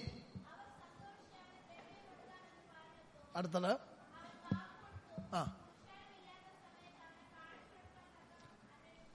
പുരുഷാരമില്ലാത്ത സമയത്ത് അവനെ കാണിച്ചു കൊടുത്താൻ തക്ക നോക്കി നടക്കും. നോക്കണമേ, യൂദ എന്ന് പറയുന്ന ഒരു മനുഷ്യന്റെ കാര്യത്തെക്കുറിച്ചാണ് വായിച്ചത്. അവിടെ നമ്മൾ വായിച്ചു തുടങ്ങിയത് ഇങ്ങനെയാണല്ലോ. ഹല്ലേലൂയ. ഇസ്കരിയോത്ത യൂദായിൽ സാത്താൻ എന്ത് ചെയ്തു? ഹല്ലേലൂയ. അവന്റെ അടിസ്ഥാനം പോയി എന്നുള്ളതിന്റെ തെളിവിതാ. ദൈവം വാസം ചെയ്യുന്നിടത്ത് സാത്താൻ എന്ത് ചെയ്യത്തില്ല? കയറത്തില്ല. നമ്മുടെ ഇടയിലൊക്കെ പ്രചരിച്ചിട്ടുള്ള ഒരുപാട് ശ്രദ്ധ പിടിച്ചു പറ്റിയിട്ടുള്ള ഒരു ട്രാക്റ്റാണ് തമ്പിയുടെ ഹൃദയമെന്ന് പറയുന്ന ഒരു ട്രാക്ട്. നമ്മളൊക്കെ ഒത്തിരി കേരളക്കരയിൽ ഒരുപാട് സ്ഥലങ്ങളിൽ അത് വിറ്റഴിച്ചിട്ടുണ്ട്. ആ ഒരു ട്രാക്ട് നിങ്ങൾ ശ്രദ്ധിച്ചു നോക്കിയാൽ അറിയാം, ആ മനുഷ്യൻ ദൈവകൃപയിൽ കടന്നു വന്ന് ദൈവം അവന്റെ ഉള്ളത്തിൽ വാസം ചെയ്യാനിടയായി. അകത്തുള്ളതായ ദുഷ്ടജന്തുക്കളെല്ലാം പുറത്തുപോയി. എന്നാൽ ആ മനുഷ്യൻ പിന്മാറിക്കഴിഞ്ഞപ്പോൾ അവന്റെ ഉള്ളിലേക്ക് വീണ്ടും ശക്തിയോടെ ആ ശക്തികളെല്ലാം കയറി കർത്താവ് പുറത്തായ ഒരു സന്ദർഭം. പ്രിയപ്പെട്ടവരെ, ഹല്ലേലൂയ, കർത്താവ് പറഞ്ഞല്ലോ, നിങ്ങൾക്ക് ഒരേ സമയത്ത് 2 യജമാനന്മാരെ സേവിപ്പാൻ കഴിയത്തില്ല. കർത്താവിനെയാ സേവിക്കുന്നെങ്കിൽ കർത്താവ് നിന്റെ അകത്തും സാത്താൻ പുറത്തുമാണ്. എന്നാൽ സാത്താൻ നിന്റെ അകത്ത് കയറുമ്പോൾ കർത്താവ് പുറത്താ. ഇന്ന് പകൽക്കാലം അടിസ്ഥാനങ്ങൾ മറിഞ്ഞുപോയ ഒരു മനുഷ്യൻ ചെയ്യുന്നത്, അവന്റെ ഗുരുവിനെ അവൻ വിശ്വസിച്ച, ലോകം വിശ്വസിക്കുന്ന, അവനെ വിശ്വസിച്ച ആ ഗുരുവിനെ അവൻ ഒറ്റിക്കൊടുക്കുകയാണ്. നമ്മൾ ഒറ്റുകാരായി മാറുന്നത് ഒരുപക്ഷെ നമ്മുടെ കൂടെ സഹകരിക്കുന്ന വ്യക്തികളുടെ ഒറ്റുകാരായി മാറുന്നത് എപ്പോഴെന്ന് ചോദിച്ചാൽ അടിസ്ഥാനങ്ങൾ മറിഞ്ഞു പോകുമ്പോഴാണ്. ദൈവത്തിന് സ്തോത്രം. എന്നെ കേൾക്കുന്ന വാത്സല്യ ദൈവമക്കളെ, ഒരുമിച്ച് ഒരു പായലിരുന്ന് ആരാധിക്കുന്ന, ഒരു പാത്രത്തിൽ നിന്ന് തിരുവത്താഴത്തിന്റെ ഭാഗമായി തീരുന്നതായ നമ്മുടെ ജീവിതത്തിൽ നമ്മുടെ കൂടെ ആരാധിക്കുന്ന ഒരു കൂട്ടു സഹോദരനെ ബലിയാടാക്കാൻ നമ്മിൽ വ്യാപരിക്കുന്നത് ഇന്നു പകൽ ഞാൻ ഉറപ്പിച്ചു പറയാം, അത് പരിശുദ്ധാത്മാവിന്റെ നിവാസമല്ല. പരിശുദ്ധാത്മാവ് വസിക്കുന്ന ഒരുവന് മറ്റൊരുവനെതിരെ കരം നീട്ടാൻ കഴിയുകയില്ല. ആ സമയത്ത് നമ്മിൽ വ്യാപരിക്കുന്നത് ഏതാത്മാവെന്ന് നമ്മൾ പരിശോധിച്ചു നോക്കണം. ഇവിടെ ഗുരുവിനെ ഒറ്റിക്കൊടുക്കുവാൻ സാത്താൻ അവനിൽ എന്ത് ചെയ്തു? കടന്നു. ഒരു കാലത്ത് ആ സാത്താൻ അവനിൽ നിന്ന് പുറത്തായിരുന്നു. എന്നാൽ ഈ അവസരത്തിൽ അവൻ അവന്റെ ഉള്ളിലേക്ക് പ്രവേശിച്ചു. നമ്മൾ വിവേചിച്ചറിയണം, പിശാച് ഒരുവനിൽ കയറുന്നത് എപ്പോഴാണെന്നും അല്ലെങ്കിൽ അവനിൽ നിന്ന് പോകുന്നത് എപ്പോഴാണെന്ന് നമ്മൾ വിവേചിച്ചറിയണം. ഈ വിവേചിച്ചറിയണം എന്ന് ഞാൻ പറയുന്നതിന്റെ ഉദ്ദേശം, അല്ലെങ്കിൽ ഈ കർത്താവായ യേശു ക്രിസ്തുവിന്റെ കാലയളവിൽ പത്രോസിന്റെ ജീവിതവുമായിട്ടുള്ള ബന്ധത്തിൽ ഞാൻ അതിന്റെ അടുത്ത ചിന്ത ആ ഭാഗത്താണ് ഓർപ്പിക്കുന്നത്. എങ്കിലും ഞാൻ പറയട്ടെ, പിശാച് അവനിൽ കടന്നപ്പോൾ ഹല്ലേലൂയ, കർത്താവ് അത് തിരിച്ചറിഞ്ഞവനെ ശാസിച്ചു. സാത്താനെ, നീ എന്നെ വിട്ടുപോ, നീ ദൈവത്തിൻ്റെതല്ല. പത്രോസെ, നീ എന്നെ വിട്ടുപോകുന്നല്ല പറഞ്ഞത്, സാത്താനെ. അപ്പൊ ആ ഒരു പ്രത്യേക നിമിഷത്തിൽ അവന്റെ ഉള്ളിൽ പിശാച് കയറി എന്നുള്ളത് ദൈവത്തിന് മനസ്സിലായി. ദൈവമക്കളെ, വിവേചിച്ചറിയാനുള്ള ഒരു കൃപ നമുക്കുണ്ടായിരിക്കണം. ഹല്ലേലൂയ. ഒരു പക്ഷേ പറയുന്ന വാക്കുകളും കേൾക്കുന്ന വാക്കുകളൊക്കെ നമുക്ക് സന്തോഷത്തിന്റെ വാക്കുകളായിരിക്കാം, ആനന്ദത്തിന്റെ വാക്കുകളായിരിക്കാം. എന്നാൽ നമ്മുടെ ചേഷ്ടകള്, നമ്മുടെ പെരുമാറ്റങ്ങള്, നമ്മുടെ പ്രവർത്തികളൊക്കെ അത് നാം ചെയ്യുമ്പോൾ അതിന്റെ പിന്നിൽ അതിന് നമ്മെ പ്രേരിപ്പിക്കുന്ന ഘടകം, നമ്മെ തള്ളിവിടുന്ന ഘടകം, അതിനുവേണ്ടി നമ്മളെ പ്രോത്സാഹിപ്പിക്കുന്നത് ഏത് ശക്തി എന്നുള്ളത് നാം ചിന്തിച്ചു നോക്കണം. ദൈവത്തിന് സ്തോത്രം. ഒരുവനെ തകർക്കാൻ, ഒരുവനെ ഇല്ലായ്മ ചെയ്യാൻ പാപം, പിശാച് അവനിൽ കടക്കുകയാണ്. കായീൻ തന്റെ സഹോദരന്റെ ഘാതകനായി മാറി. ആരംഭ പുസ്തകം നമ്മെ അതിനെക്കുറിച്ച് വെളിപ്പെടുത്തുന്നു. അതിനെക്കുറിച്ച് കർത്താവ് സംസാരിക്കുമ്പോൾ ഹല്ലേലൂയ, യഹോവയായ ദൈവം പറയുന്നൊരു കാര്യമുണ്ട്, കായീനെ, പാപം നിന്റെ വാതിക്കലുണ്ട്, നീ അതിനെ എന്ത് ചെയ്യണം? കീഴടക്കണം. നീ കീഴടക്കിയില്ലെങ്കിൽ അത് നിന്നെ കീഴടക്കും. അതിന്റെ ആദേശം നിന്നോടാ, അതിൻ്റെതായ താല്പര്യം നിന്നോടാ. നീ അതിന്റെ മേൽ ജയമെടുക്കാൻ തയ്യാറാകണം. ഈ രാവിലെ ദൈവസന്നിധിയിലായിരിക്കുന്ന പ്രിയപ്പെട്ടവരെ, ഹല്ലേലൂയ, അടിസ്ഥാനങ്ങൾ മറിഞ്ഞുപോയാൽ ഒരു മനുഷ്യൻ ചെയ്യുന്നതായ ഒരു ഹീനകൃത്യമാണ് ഞാൻ ഓർപ്പിച്ചത്. തന്റെ ഗുരുവിന്റെ ഒറ്റുകാരനായി മാറി. ആ ഗുരുവിനെ ഒറ്റിക്കൊടുക്കുവാനിടയായി. ക്രിസ്തീയ ജീവിതത്തിൽ നാം ആയിരിക്കുന്ന തലങ്ങളിൽ, ദൈവം നമ്മെ ആക്കിയിരിക്കുന്ന തലങ്ങളിൽ മറ്റൊരാളെ ഒറ്റുകാരായി നാം മാറരുത്. മറ്റൊരാളെ ഒറ്റിക്കൊടുക്കുവാൻ നാം കാരണക്കാരായി മാറരുത്. നിൽക്കുന്നു എന്ന് തോന്നുന്നവർ വീഴാതിരിപ്പാൻ സൂക്ഷിക്കട്ടെ എന്ന് ദൈവവചനം പറയുമ്പോൾ ഹല്ലേലൂയ, മറ്റൊരുത്തനെ വിധിപ്പാൻ നമുക്ക് അവകാശമില്ല. വിധിക്കുന്നത് സ്വർഗത്തിലെ ദൈവമാണ്. ഹല്ലേലൂയ. ആ സ്വർഗത്തിലെ ദൈവത്തിൻ്റെതായ നീതിയുടെ കോടതിയുടെ മുമ്പിൽ നാം ആരും നീതിമാന്മാരല്ല എന്നുള്ള കാര്യം നമ്മൾ ഒരിക്കലും മറന്നു പോകരുത്. കർത്താവായ യേശുവിനെ കുറ്റം ചുമത്തേണ്ടതിന് അല്ലെ കർത്താവിന്റെ അടുക്കൽ പാപിനിയായ ഒരു സ്ത്രീയെ കൊണ്ടുവന്ന് അല്ലെ അവന്റെ അടുക്കൽ നിർത്തിയിട്ട് അന്നുള്ളതായ അല്ലെ പരീക്ഷകൾ, യഹൂദ പരീക്ഷകൾ അല്ലെങ്കിൽ പരീശന്മാർ കർത്താവിനോട് ചോദിച്ചു, മോശയുടെ പ്രമാണം പറയുന്നു ഇവളെ എന്ത് ചെയ്യണം? കല്ലെറിയണം. എന്നാ നീ എന്താ പറയുന്നേ? കർത്താവ് പറഞ്ഞ മറുപടി എന്താ? ഒന്ന് പറഞ്ഞേ. നിങ്ങളിൽ, ഞാനതൊന്ന് ഒരു വാക്ക് തിരുത്തി പറയട്ടെ, നിങ്ങളിൽ ഈ പാപമില്ലാത്തവൻ ഇവളെ കല്ലെറിയട്ടെ എന്ന് പറഞ്ഞാൽ ഒരു കല്ലേലും എറിയാൻ ഒരാളെങ്കിലും അതിനകത്ത് കാണും. ഞാൻ പറഞ്ഞ മനസ്സിലായോ? നിങ്ങളിൽ ഈ പാപം, ഇവളെ ഏത് വിഷയത്തിലാണോ കൊണ്ടുവന്നിരിക്കുന്നത് അതേ വിഷയത്തിൽ പാപമില്ലാത്തവർ കല്ലെറിയട്ടെ എന്ന് പറഞ്ഞാൽ ആ കൂടി വന്ന ആളുകൾ ഒരാളെങ്കിലും എന്ത് ചെയ്യും? കാണും. പക്ഷെ കർത്താവ് പറഞ്ഞ വാക്ക് ശ്രദ്ധിക്കുക, നിങ്ങളിൽ പാപമില്ലാത്തവർ. ഇതല്ലെങ്കിൽ മറ്റൊന്ന് നിന്റെ ജീവിതത്തിൽ ഉണ്ട്. അങ്ങനെ ഒരു പാപമില്ലാത്തവൻ എന്ത് ചെയ്യണം? കല്ലെറിയ. ഒരാളും മുന്നോട്ട് വന്നില്ല. ഹല്ലേലൂയ. അതിനെക്കുറിച്ചൊക്കെ ആളുകൾ ചിന്താഗതികൾ പറയുന്ന പല രീതിയിലാണ്, ഞാനൊന്നും വിശദീകരിക്കുന്നില്ല. ദൈവമക്കളെ, എല്ലാ മനുഷ്യനിലും തെറ്റുകളുണ്ട്, പോരായ്മകളുണ്ട്. ദൈവ കോടതിക്ക് മുമ്പിൽ നമ്മൾ ആരും നിർമ്മലരല്ല. നമ്മെ നീതീകരിക്കുന്ന സ്വർഗത്തിലെ ദൈവമാ. അതുകൊണ്ട് കർത്താവും ഗുരുവുമായ ഹല്ലേലൂയ തന്റെ യജമാനനെ, തന്റെ മാസ്റ്ററെ ഒറ്റിക്കൊടുക്കുവാൻ ഈ യൂദായുടെ ജീവിതത്തിൽ ഇടയായതിന്റെ കാരണം അവന്റെ അടിസ്ഥാനം തകർന്നുപോയി എന്നുള്ളതാ. അവന്റെ അടിസ്ഥാനത്തിൽ നിന്ന് അവൻ വീടുപോയി എന്നുള്ളതാ. അവന്റെ അടിസ്ഥാനം നഷ്ടപ്പെട്ടു പോയി എന്നുള്ളതാ. ദൈവത്തിന് സ്തോത്രം. രണ്ടാമത്തെ കാര്യം, അടിസ്ഥാനങ്ങൾ മറഞ്ഞുപോയാൽ മനുഷ്യൻ ചെയ്യുന്ന രണ്ടാമത്തെ പ്രവൃത്തി എന്ന് പറയുന്നത് തന്റെ ഗുരുവിനെ, പ്രാണനാഥനെ തള്ളിപ്പറയും. പത്രോസിന്റെ കാര്യം ഞാൻ നേരത്തെ ഓർപ്പിച്ചല്ലോ. ഹല്ലേലൂയ. പത്രോസ് കർത്താവിനെ ഉപദേശിക്കുന്ന ഒരു ഭാഗം നമുക്ക് കാണാനായിട്ട് കഴിയുന്നുണ്ട്. അതിനോടുള്ള ബന്ധത്തിൽ ഒരു വാക്യം വായിക്കാം. മത്തായിയുടെ സുവിശേഷം 26-ാമത്തെ 75-ാമത്തെ വാക്യം. മത്തായി സുവിശേഷം 26-75.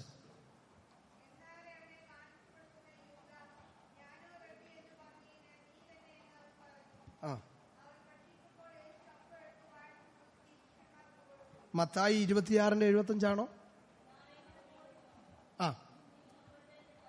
എന്നാൽ കോഴി കൂവുന്നതിന് മുമ്പ് നീ 3 വട്ടം എന്നെ തള്ളിപ്പറയുമെന്ന് യേശു പറഞ്ഞ വാക്ക് അവൻ ഓർത്ത് അതിദുഃഖത്തോടെ കരഞ്ഞു. കർത്താവ് പത്രോസിനോട് പറഞ്ഞ സന്ദർഭമൊക്കെ നമുക്കറിയാം. ഇനി അധികം നാൾ നിങ്ങളോടുകൂടെ ഇരിക്കയില്ല, ഞാൻ മരണപ്പെടും, ഈ ഭൂമിയിൽ നിന്ന് മാറ്റപ്പെടും ഇത്യാദി കാര്യങ്ങളൊക്കെ പറഞ്ഞപ്പോ അവിടെ വായിക്കുന്നത് ഇങ്ങനെയാണ്: യേശുവിനെ വേറിട്ടുകൊണ്ടുപോയി പത്രോസ് അവനെ ശാസിച്ചു, അവനോട് സംസാരിക്കുമ്പോൾ പറയുന്നത് ഇങ്ങനെയാണ്: ഗുരു, നിനക്ക് അങ്ങനെ ഒന്നും എന്ത് ചെയ്യരുത്, ഭവിക്കരുത്. നീ അങ്ങനെ ഒന്നും മരണപ്പെടേണ്ടവനല്ല. ഹല്ലേലൂയ. നീ എന്നും ഞങ്ങളുടെ കൂടെ ഇരിക്കേണ്ടവനാ. എന്തെല്ലാം പറഞ്ഞിട്ടുണ്ടെന്നുള്ളത് നമുക്ക് അറിയുകയില്ല. ചില വാക്കുകളൊക്കെ അവിടെ രേഖപ്പെടുത്തിയിട്ടുണ്ട്. എന്നാൽ ഈ കാര്യങ്ങളൊക്കെ കേട്ട് കഴിഞ്ഞപ്പോ കർത്താവ് അവനെ എന്ത് ചെയ്തു?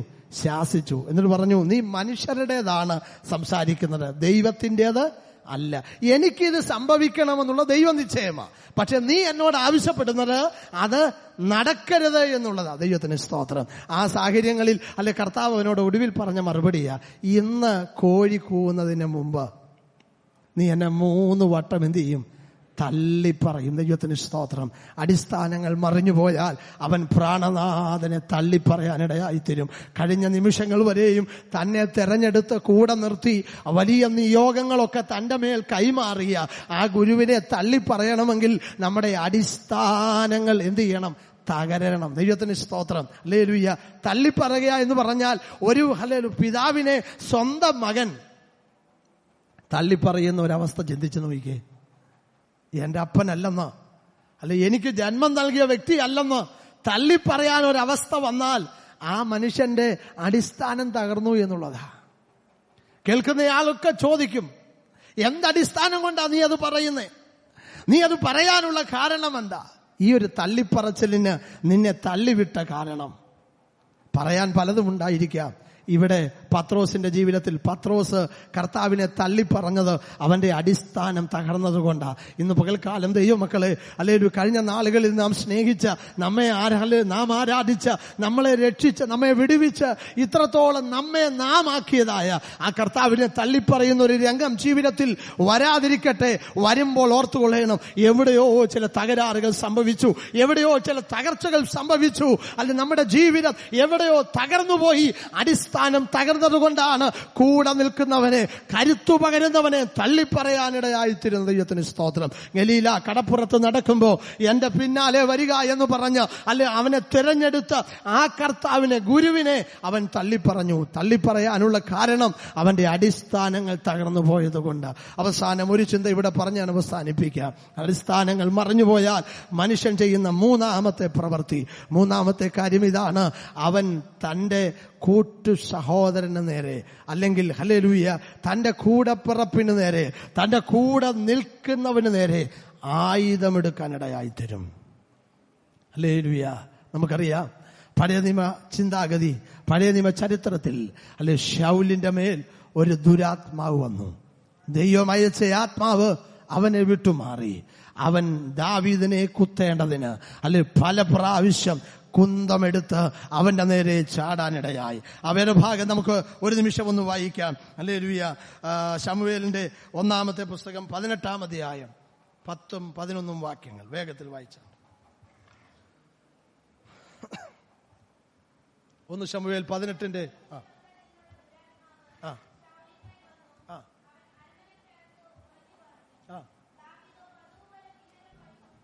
ദാവീദോ പതിവ് പോലെ കിന്നരം വായിച്ചുകൊണ്ടിരുന്നു.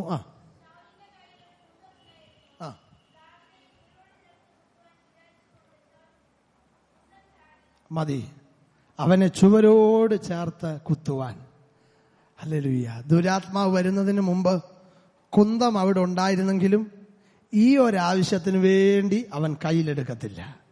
ഈ കുന്തം എപ്പോഴാ എടുത്തേന്ന് ചോദിച്ചാൽ ആത്മാവ് പോയി ദുരാത്മാവ് വന്നപ്പോഴാ. ഈ ദുരാത്മാവ് മാറാൻ ഹല്ലേലൂയ കിന്നരം വായിക്കുന്ന ദാവീദിന്റെ നേരെയാണ് എന്ത് ചെയ്തത്? ഇവൻ കുന്തം കൊണ്ട് ചാടിയത്. അതിന് തൊട്ട് മുമ്പിലുള്ളതായ ഒരു വേദഭാഗം കൂടെ നമുക്കൊന്ന് വായിക്കാം. അതിന്റെ 16-ാം അധ്യായത്തിന്റെ 23-ാമത്തെ വാക്യം ഒന്ന് വായിച്ച്. 16-ന്റെ 23.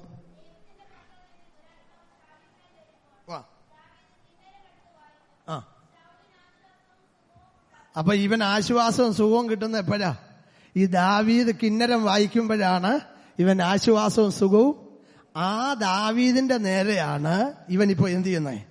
കുന്തവും കൊണ്ട് ചാടുന്നേ. കാരണം ഇവന്റെ മേലുള്ള ആത്മാവ് ദൈവത്തിന്റെ ആത്മാവല്ല, ദുരാത്മാവാ ഇവന്റെ മേലുള്ളത്. അങ്ങനെയെങ്കിൽ ഇന്ന് പകൽ അടിസ്ഥാനങ്ങൾ മറിഞ്ഞുപോയാൽ അവൻ സഹോദരന് നേരെ ആയുധമെടുക്കാനിടയാകും, സഹോദരനെ പകയ്ക്കാനിടയാകും, സഹോദരനെ വെറുക്കാനിടയായിത്തീരും. അവന്റെ ജീവിതത്തെ ഇല്ലായ്മ ചെയ്യാനുള്ളതായ വഴികൾ ആസൂത്രണം ചെയ്യാൻ, അല്ലെങ്കിൽ ചില നീക്കങ്ങൾ നടത്താൻ, ചിലത് അവന്റെ കരങ്ങളിലെടുക്കാനിടയായിത്തീരും. ഹല്ലേലൂയ. ദാവീദ് ഒരിക്കൽ പറഞ്ഞ ഒരു വലിയ ചിന്ത ഞാൻ ദൈവമക്കളെ ഓർപ്പിക്കുക. അവന്റെ ശത്രുവായി മാറിയ ശൗൽ ദാവീദിന്റെ ഗുഹയ്ക്കകത്ത് കിട്ടിയപ്പോൾ ദാവീദിന്റെ ചേവകർ അവനോട് ഇങ്ങനെ പറഞ്ഞു: നിന്റെ ശത്രുവിനെ ദൈവം നിന്റെ കയ്യിൽ എന്ത് ചെയ്തിട്ടുണ്ട്? ഏൽപ്പിച്ചു തന്നിരിക്കുക. നിനക്ക് മനസ്സുള്ളതുപോലെ അവനോട് ചെയ്യാൻ പറഞ്ഞപ്പോൾ അവൻ പറഞ്ഞൊരു വാക്കുണ്ട്. അവൻ ആത്മാവ് നഷ്ടപ്പെട്ടവനാണെങ്കിലും അവൻ യഹോവയുടെ ഒരു അഭിഷക്തനായിരുന്നു. അവന്റെ നേരെ ഞാൻ കൈ ഓങ്ങുകയില്ല. എന്നാലും അവരുടെയൊക്കെ നിർബന്ധപ്രകാരം അവന്റെ വസ്ത്രത്തിന്റെ അഗ്രം എന്ത് ചെയ്തു? മുറിച്ചെടുത്തു. അത് ബാക്കി അവിടെ നടന്ന സംഭവത്തെക്കുറിച്ച് എന്താ വചനം പറയുന്നത്? പിന്നത്തേതിൽ ബാക്കി പറയാമോ? അവന്റെ മനസാക്ഷി കുത്തി തുടങ്ങി. ഇവന്റെ വസ്ത്രത്തിന്റെ അഗ്രം മുറിച്ചെടുത്തപ്പോൾ മനസാക്ഷി കുത്താൻ തുടങ്ങി. ഞാൻ അരുതാത്തത് ചെയ്തു പോയല്ലോ. അവനെ കുത്തിയത് കൊണ്ടല്ല, അവന്റെ വസ്ത്രത്തിന്റെ ഒരഗ്രം മുറിച്ചെടുത്തത് കൊണ്ടാ. ഹല്ലേലൂയ. ദൈവ പൈതലേ, അവൻ അനാത്മീകനാണെങ്കിലും അവൻ ആത്മാവില്ലാത്തവനാണെങ്കിലും ഞാൻ ഒരാത്മീകനായി നിൽക്കുന്നിടത്തോളം കാലം എന്റെ നിലവാരം ഞാൻ സൂക്ഷിച്ചേ മതിയാകുള്ളൂ. എന്റെ കൃപ ഞാൻ നഷ്ടപ്പെടാതെ സൂക്ഷിച്ചേ മതിയാകുള്ളൂ. ആരെല്ലാം ഏതു വഴി പോയാലും, അവർ അനാത്മീകമായി മുന്നോട്ട് പോയാലും, ആത്മാവില്ലാത്തതായ പ്രവൃത്തി ചെയ്താലും ഞാൻ എന്നെ തന്നെ സൂക്ഷിപ്പാൻ ഞാൻ നിർബന്ധിതനാണ്. ഞാൻ പ്രമാണത്തിൽ നിൽക്കാൻ ഞാൻ ബാധ്യസ്ഥനാ. ദൈവത്തിന് സ്തോത്രം. നമ്മെ തെരഞ്ഞെടുത്തത് അതിനു വേണ്ടിയാ. ഹല്ലേലൂയ. അഭിഷേകം നഷ്ടപ്പെട്ടതായ ശൗല് ദാവീദിനെതിരായി അവനെ തകർക്കുവാൻ കുന്തമെടുത്ത് പല പ്രാവശ്യം അവന്റെ നേരെ ചാടാനിടയായി. എങ്കിലും ദൈവമക്കൾ ഒന്നോർക്കണം, യഹോവ കണ്ടവനെ കുന്തപ്പിടിക്കുള്ളിൽ തീരാൻ ദൈവം സമ്മതിക്കയില്ല. ദാവീദ് അവിടെല്ലാം ഒഴിഞ്ഞു മാറി. ആ കുന്തം തന്നെ അവനൊടുവിൽ വിനയായി തീരാനിടയായി. ഹല്ലേലൂയ. എന്നെ അടുത്തു വന്ന് വെട്ടുക, ശത്രു എന്നെ നിഗ്രഹിക്കുന്നതിനേക്കാൾ മുമ്പ് നീ എന്നെ വെട്ടുക എന്നൊക്കെ പറഞ്ഞപ്പോ അവന്റെ ചേവകർ, അവന്റെ കൂടെ നിന്നവർ അതിന് തയ്യാറാകാതിരുന്നപ്പോൾ അവൻ കുന്തം പിടിച്ച്, അവൻ വാളുപിടിച്ച് അതിന്റെ മുകളിലേക്ക് വീണ് നിഹതനായി ഗിൽബോബ പർവ്വതത്തിൽ ശൗൽ പട്ടുപോകാനിടയായി തീർന്നു. ഇന്ന് പകൽ എന്റെ വാക്കുകൾ ഞാൻ ഇവിടെ അവസാനിപ്പിക്കുകയാണ്. അടിസ്ഥാനങ്ങൾ മറിഞ്ഞുപോയാൽ നീതിമാൻ എന്ത് ചെയ്യും? ക്രിസ്തീയ ജീവിതത്തിൽ കർത്താവ് നമുക്ക് തന്നിരിക്കുന്ന ആ അടിസ്ഥാനത്തിൽ ഇന്നുവരെ നിലനിൽപ്പാൻ കൃപ നൽകിയത് ഓർത്ത് ദൈവത്തെ സ്തുതിക്കുന്നു. ഒരുപക്ഷെ അടിസ്ഥാനങ്ങളിൽ നിന്ന് മറിഞ്ഞുപോയ, ദൈവകൃപയിൽ നിന്ന് അന്യപ്പെട്ടു പോയ പലരെയും നമ്മൾ കണ്ടിട്ടുണ്ട്. പലരെയും ഇന്നും നാം കണ്ടുകൊണ്ടിരിക്കുക. ചുറ്റുപാടുകളുടെ ദേശത്തോ അങ്ങനെയുള്ള പലരെയും അവരുടെ പ്രവർത്തികളും പെരുമാറ്റങ്ങളും നമ്മൾ കാണുന്നവരാ. പക്ഷേ അവരുടേതായ പ്രവർത്തികൾ കണ്ട് നാം അതിനെ അതിന്റെ പിന്നാലെ പോകരുത്. അത് നമ്മളെ വശീകരിക്കരുത്. അത് നമ്മളെ സ്വാധീനം ചെലുത്തരുത്. നാമും അവരിൽ ഒരാളായി മാറരുത്. പുതിയ നിയമത്തിലെ ഉപദേശങ്ങളെല്ലാം തന്നിരിക്കുന്നതിന്റെ ഏറ്റവും വലിയ ഒരു കാര്യം വചനം പറയുന്നത്, അവർക്കത് സംഭവിച്ചു. ലോകാവസാനം വന്നെത്തിയിരിക്കുന്ന നിങ്ങൾക്ക് ബുദ്ധി ഉപദേശത്തിനായി നൽകിയിരിക്കുന്നു. അവർ ആയതുപോലെ നിങ്ങളാകരുത്. അവർ ചെയ്തതുപോലെ നിങ്ങൾ ചെയ്തരുത്. അവർ പെരുമാറിയതുപോലെ നിങ്ങൾ പെരുമാറരുത്. ആ നല്ല ഉദ്ദേശത്തോടുകൂടി തന്നിരിക്കുന്ന വചനത്തിന്റെ പ്രമാണങ്ങളെ മുറുകെ പിടിച്ചുകൊണ്ട് ഒരു ദൈവ പൈതൽ എന്നുള്ളതായ ആ നല്ല ബോധ്യത്തോടുകൂടെ അതിന്റെ തനിമ നഷ്ടപ്പെടുത്താതെ, അതിന്റെ പദവി നഷ്ടപ്പെടുത്താതെ, അതിന് ഒരു നിലയിലും കളങ്കം വരുത്താതെ ജീവിപ്പാൻ കഴിഞ്ഞാൽ നല്ലവനും വിശ്വസ്തനുമായ ദാസനെ എന്നുള്ള സ്വർഗീയ വിളി കേൾക്കാൻ നമുക്കിടയായിത്തീരും. ആ നല്ല നാളിനു വേണ്ടി കാതോർക്കാം. ആ നല്ല ദിവസത്തിനു വേണ്ടി നമുക്ക് ജീവിക്കാം. ആ നല്ല നാളിനു വേണ്ടി നമുക്ക് ഒരുങ്ങാം. കർത്താവ് നമ്മളെ ഈ വചനങ്ങളാൽ സഹായിക്കട്ടെ. ഒരു നിമിഷം നമ്മുടെ കണ്ണുകളെ അടച്ച് തലകളെ വണക്കി നമുക്ക് ദൈവത്തോട് പ്രാർത്ഥിക്കാം. ഈ മനോഹരമായ പകലിലും ദൈവസന്നിധിയിൽ കൂടി വന്ന് ദൈവത്തെ ആരാധിപ്പാൻ, ദൈവത്തെ മഹത്വപ്പെടുത്താൻ സ്വർഗത്തിലെ ദൈവം നമ്മെ സഹായിച്ചല്ലോ. ദൈവകരങ്ങൾ നമ്മെ തന്നെ വീണ്ടും ഏൽപ്പിക്കാം. വചനത്തിന്റെ പ്രമാണങ്ങളെ മുറുകെ പിടിച്ചുകൊണ്ട് നമുക്ക് ജീവിതത്തിൽ നിലനിൽക്കാൻ കർത്താവ് സഹായിക്കട്ടെ. അടിസ്ഥാനങ്ങൾ മറിഞ്ഞു പോയാൽ നീതിമാൻ എന്തു ചെയ്യും? ക്രിസ്തു എന്ന അടിസ്ഥാനം, ഉപദേശത്തിന്റെ അടിസ്ഥാനം, വചനത്തിന്റെ അടിസ്ഥാനം, അതിൽ നിലനിൽക്കുവാൻ, അതിൽ ജീവിതം നയിപ്പാൻ, അതിൽ നിലനിന്ന് പണിയാൻ ദൈവം നമ്മെ സഹായിക്കട്ടെ. അടിസ്ഥാനങ്ങൾ മറിഞ്ഞുപോയ പലരെ കുറിച്ച് നാം കേട്ടു. ഗുരുവിന്റെ ഒറ്റുകാരനായി പ്രാണപ്രിയനെ തള്ളിപ്പറയുന്ന കൂടെ നിൽക്കുന്നവന്റെ നേരെ ആയുധമെടുക്കുന്ന ഒരവസ്ഥയിലേക്ക് മാറ്റപ്പെട്ട സാഹചര്യങ്ങളെ കേൾക്കുവാനിടയായി. പ്രിയ ദൈവം നമുക്ക് തന്ന ആയുസ്, ദൈവം നമുക്ക് തന്ന അവസരങ്ങൾ കർത്താവിന്റെ നാമത്തിന് വേണ്ടി ചെലവഴിപ്പാൻ സമർപ്പിക്കുക. വീണ്ടും പ്രാർത്ഥിക്കുക. നല്ലവനായ ദൈവമേ, സ്വർഗസ്ഥ പിതാവേ, ഈ മനോഹരമായ നല്ല പകലിനായി സ്തോത്രം. ഇന്ന് പകൽക്കാലം കർത്താവേ, അവിടുത്തെ സന്നിധിയിൽ കടന്നു വന്ന നിമിഷം മുതൽ അവിടുന്ന് ഞങ്ങളെ സംസാരിച്ചു കൊണ്ടിരുന്നല്ലോ. അവിടുത്തെ ശബ്ദം ഞങ്ങളെ കേൾപ്പിച്ചു കൊണ്ടിരുന്നല്ലോ. വീണ്ടും ഞങ്ങളെ തന്നെ സമർപ്പിക്കുന്നു.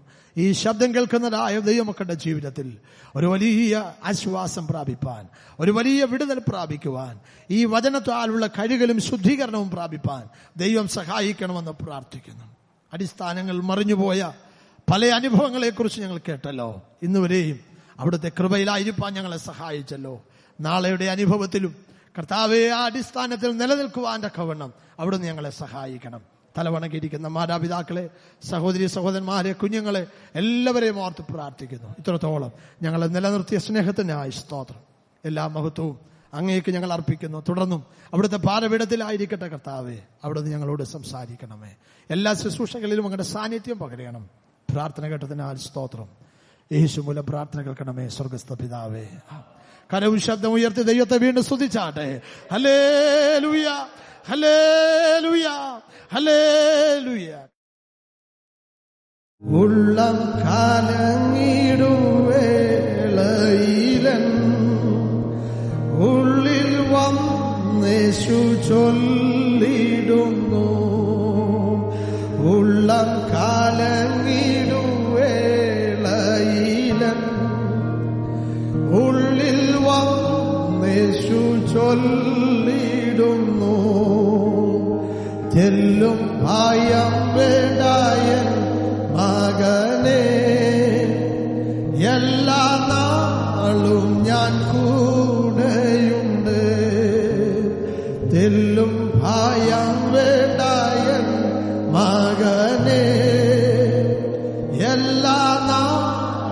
ഞാൻ കൂടെയുണ്ട് യേശുവേ രക്ഷക. നിന്നെ ഞാൻ സ്നേഹിക്കും ആയുസിൻ നാളല്ല നന്ദിയാ പാടിടും. ഓരോ ദിവസവും വേണ്ടതല്ല വേണ്ടുമ്പോൾ നാഥൻ നൽകിടുന്നു. ഓരോ ദിവസവും വേണ്ടതല്ല വേണ്ടുമ്പോൾ നാഥൻ നൽകിടുന്നു. തിന്നു തൃപ്തനായി തീർന്ന ശേഷം നന്ദിയാ സ്തോത്രം പാടുമെന്നും. തിന്നു തൃപ്തനായി തീർന്ന ശേഷം നന്ദിയാ സ്തോത്രം പാടുമെന്നും. യേശുവേ രക്ഷക. നിന്നെ ഞാൻ സ്നേഹിക്കും ആയുസിൻ നാളല്ല നന്ദിയാ പാടിടും. യേശുവേ രക്ഷക. നിന്നെ ഞാൻ